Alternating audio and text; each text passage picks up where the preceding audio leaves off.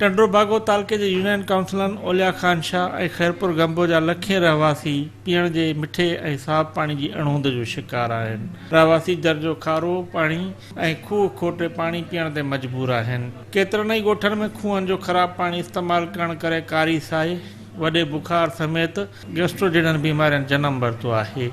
ॿिन्ही यूनियन काउंसिलनि खे तलहार sub division जे नसीर वाह मां निकिरंदड़ एहसान वाह, कारे वाह ऐं सुल्तानी वाह वसीले पाणी ॾिनो थो वञे।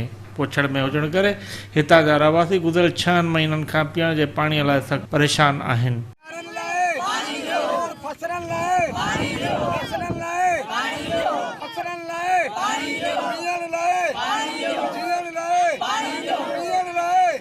वस वारनि खे गुज़ारिश थो करियां त महिरबानी करे ही सखर बैराज जो जेको इलाइक़ो आहे ही हमेशह जेको मुश्किलातनि जो जेको सो गढ़ रहियो आहे। खैरपुर गंबो सब डिवीज़न इनखे पाणी ॾिनो वञे ऐं हिते जे माण्हुनि जो जेको जियापो आहे उनखे बहाल कयो वञे। हिते जे माण्हुनि खे लॾ पलाण खां बचायो वञे ऐं हिते जे माण्हुनि खे एहतिजाजनि खां मजबूर बचायो वञे।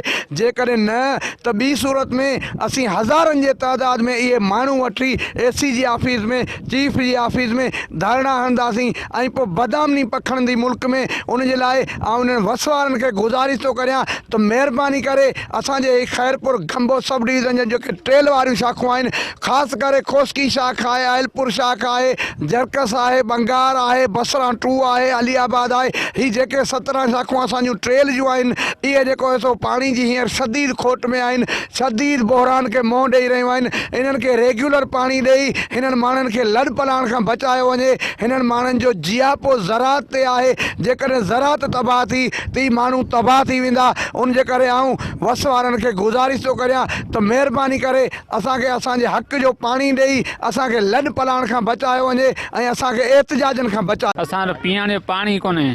असां जेको पाणी आहे इहो मथे विकिरो कयो पियो वञे। मथे जेका बाग़ात आहे, अंबनि जा बाग़ आहिनि, ज़ैतूननि जा बाग़ आहिनि, लीमनि जा बाग़ आहिनि, उन्हनि खे पाणी ॾिनो पियो वञे ऐं उन्हनि जा जेके वॾा माण्हू आहिनि उन्हनि जा ॿार फ्रूट पिया खाइनि ऐं असांजा जेके बच्चा आहिनि उहे उञ पिया मरनि। छा असांजो हक़ एतिरो कोन्हे जो असांजा बच्चा पाणी पी ढओ कनि, या असांजो एतिरो हक़ कोन्हे जो असांजो माल जेको आहे उहो पाणी पी ढओ करे। हींअर जेके दुब आहिनि, जेके खॾूं आहिनि, जेके खाणूं आहिनि उहे बि सुकी वियूं आहिनि। असांजो पाणी पीअण जो कोन्हे, आबादी त परे रही, असांजो जियापो हिन ज़रा हिते आहे, असांजो जीअण हिन ज़रा हिते आहे। बराई महिरबानी करे जेके जजिस आहिनि उन्हनि खे असां इहा अपील था कयूं त हिन इलाइक़े खे सर्वे कयो वञे त हिते पाणी आहे या कोन्हे। असांजा ॿार दयूं पिया वठनि। छा असां अबनि ॾाॾनि खां वठी सदाईं दयूं वठींदा रहंदासीं छा? जेको वज़ीर आला आहे उनखे असां इहा अपील था कयूं त असांखे पाणी जियापे जे लाइ ॾिनो वञे। असांजो पाणी असांजो हक़ आहे ऐं पाणी असांखे जेको आहे सो रेगुलेटर करे वायो वञे ऐं हीउ जेको रुगो ज़रो ज़रो पाणी ॾेई ऐं असांखे जेको ॾेखारीनि पिया त पाणी आहे। हिकिड़ो ॾींहुं अचे थो टेल ते, हाणे पाणी जेको 15 ॾींहं हलियो आहे इहो पाणी कोन्हे। असां जेके जजिस आहिनि उन्हनि खे इहा गुज़ारिश था करियूं त असांजो इहो इलाइक़ो विज़िट करे पोइ पाणी असांखे ॾिनो वञे। पाणी असांजो हक़ आहे। असांखे पाणी जो फराहमी कॾहिं खां कोन थी सघी आहे। जॾहिं बि असांजे शाखनि जा वारा खुलियल त असांजी शाखनि में वारी उॾामे पई त असांजा जेका ॿार बचो माल ढोर सभु जेका आहिनि असीं माना उञायल ई ॿिया ॾिसण में ईंदा आहियूं। छा असांजो ज़रात में हक़ न आहे, या असीं सिंध जा ज़मींदार या हारी, या असीं को हिसेदार न आहियूं? महिरबानी करे असांखे पाणी असांजे टेलनि ते पाणी पहुचायो वञे। असांजी खोसकी शाख आहे, असांजी जरकस शाख आहे, असांजी अयलपुर शाख आहे, खैरपुर माना XYZ को बि शाख आहे असांजी टेलनि वारी जेके उन में असांखे पाणी पहुचायो ई कोन पियो वञे।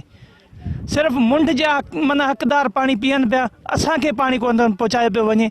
एहतिजाजूं हड़तालूं सभु ॻाल्हियूं कयूं अथनि पर असांजो का खड़तेल असांजे लाइ कोन निकितो आहे। पाणी आहे कोन, बीमारियूं थी, माण्हू वेचारा बेरोज़गार थी टपर खणी वञनि पिया।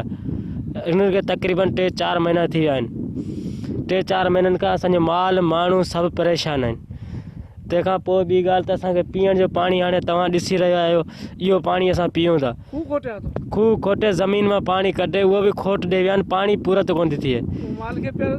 हा, माल खे उन मां पीआरियूं, असीं पाण बि इस्तेमालु उन मां करियूं था। हा, कारी साहिब जाम वधी वई आहे, ऐं उन खां पोइ जेका हीअ सूली वग़ैरह जा जुलाब वधी विया आहिनि नंढड़े ॿारनि खे। जे असांखे तक़रीबन 2-3 सालनि खां पाणी न पियो ॾिनो वञे ऐं असांजे जियापे जो सहारो पाणी आहे, असांजी ज़राइत हिन पाणी ते थिए थी, उहो असांजो पाणी जेको आहे उहो मथे विकिणी था छॾनि ऐं असां वसवारनि खां अपील था कयूं त बराए करम असांखे पाणी पंहिंजे हक़ जो ॾिनो वञे। पाणी असां वटि कोन्हे को, पाणी खुलण खे अॼु 5 ॾींहं थी चुको आहे, असांजी टेलुनि में पाणी कोन्हे को। असांजा मुंडवा जा वाटर सुकनि पिया, टेलुनि में पाणी किथां हूंदो। असांजो मरण जीअण ज़राइत ते असांजे पाणी सां मरण जीअण असांजो आहे, असां वटि पाणी कोन्हे को। ख़ुदा असांखे पाणी ॾिनो वञे। असांजी साईं मुरादर शाह खे अपील आहे, बिलावल भुट्टो साहिब खे अपील आहे त असांखे पाणी ॾिनो वञे। अक्सर ॻोठाणा पाणी न हुजण करे लटपणाण करे विया आहिनि। ॻोठाणा मूजिबि ख़राबु ऐं जर जो पाणी पीअण करे केतिरनि ई ॻोठनि में कारी साई तेज़ीअ सां फैलिजी रही आहे। ख़राबु ऐं दुबनि जो पाणी पीआरण करे केतिरा ई ढोर पिणु मरी विया आहिनि। चूंडियल नुमाइंदनि खे ॻोठाणनि जे उन मसाइले पासे ध्यानु ॾेई मसइलो हल कराइणु घुरिजे।